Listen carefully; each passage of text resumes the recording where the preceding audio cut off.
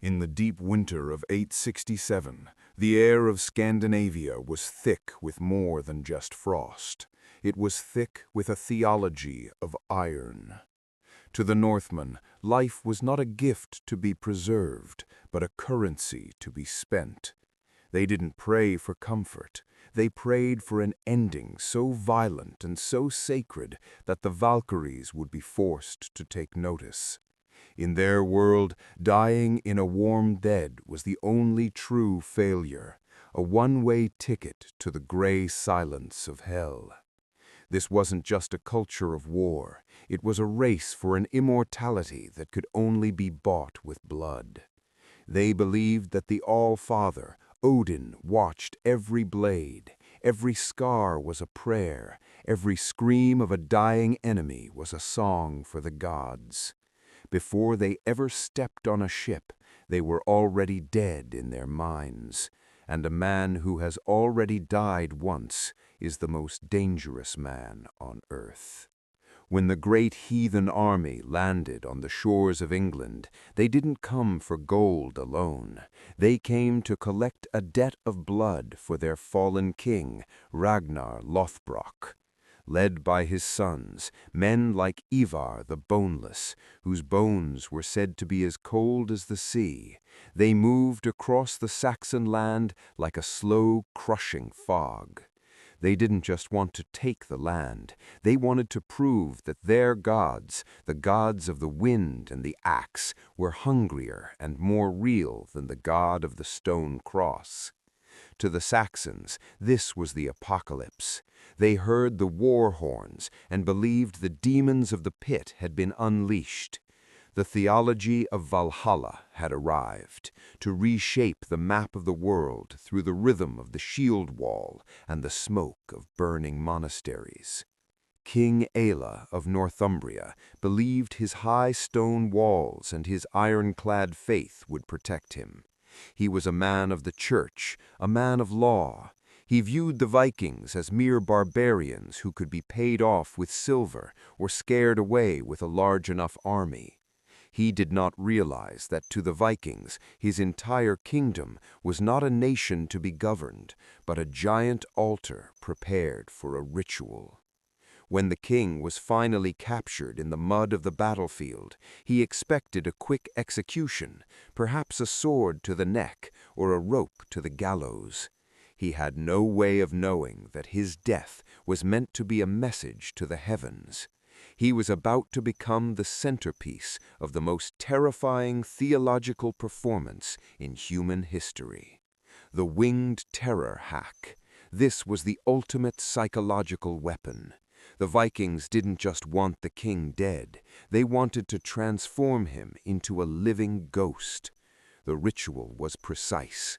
They would carve the shape of an eagle with its wings spread across the victim's back. Then, with the surgical coldness of a priest, they would detach the ribs from the spine and pull them outward to look like bloody wings. They called it the blood eagle. This wasn't just cruelty, it was an intelligent hack of the Saxon spirit.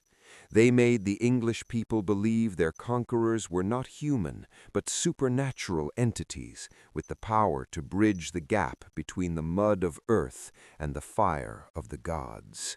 They turned a man into a totem, and in doing so, they conquered the mind before they ever finished the battle. The ritual was a theological duel of wills. According to the sagas, the victim's soul was the ultimate prize. The Vikings believed that if the king screamed in his final agony, the ritual would fail and his soul would be forgotten by both his and theirs. But if he remained silent, if he mastered the pain while his lungs collapsed, he proved his worth to the gods of the north. The Vikings watched in a heavy, hypnotic trance, standing in the falling snow, waiting for a single sound of weakness that never came. In that silence, the perceived power of the Christian church was broken. The Saxons watched their king die in a way they couldn't understand, and they realized that their prayers were hitting a ceiling of ice, while the Viking axe was hitting the very heart of the world. Why do we dig into these dark archives? Why do we render the faces of men like Ivar and Ela in such realistic detail? Because history is a record of what humans are capable of when they believe they are serving something higher than themselves.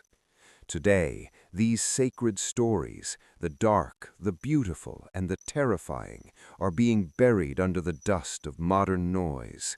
We are on a digital rescue mission to reconstruct these forbidden moments before they vanish into the dark forever.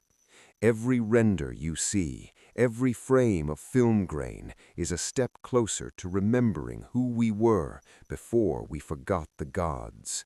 Support the mission to save history on Ko-Fi. Every contribution funds the next massive excavation of the soul and keeps the archive lights burning. The Blood Eagle of 867 changed the course of Western history.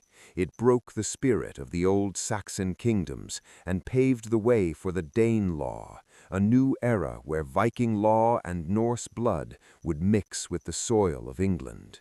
For centuries, the shadow of the winged sacrifice loomed over the cathedrals. Eventually, the Vikings would lay down their axes and embrace the cross themselves. But the memory of the North never truly left. The theology didn't die. It was simply buried beneath the stones of the great churches, a reminder that the gods of the North were once here, and they demanded everything from those who followed them. The cross replaced the hammer, but the iron remained in the blood. Valhalla is a ghost story now, whispered in the wind of the fjords and recorded in the dust of broken tablets. But the question remains, what are you willing to endure for your own story to be told? The Northmen chose the blade and the song. They chose a death that would echo for 1,000 years. What will you choose when your time comes? Will you be remembered, or will you fade into the gray? The theology of war is eternal. It is the only thing that never stops burning, even in the coldest winter. Subscribe to Unseal the next archive. The past is waiting for a witness, and the debt is never fully paid.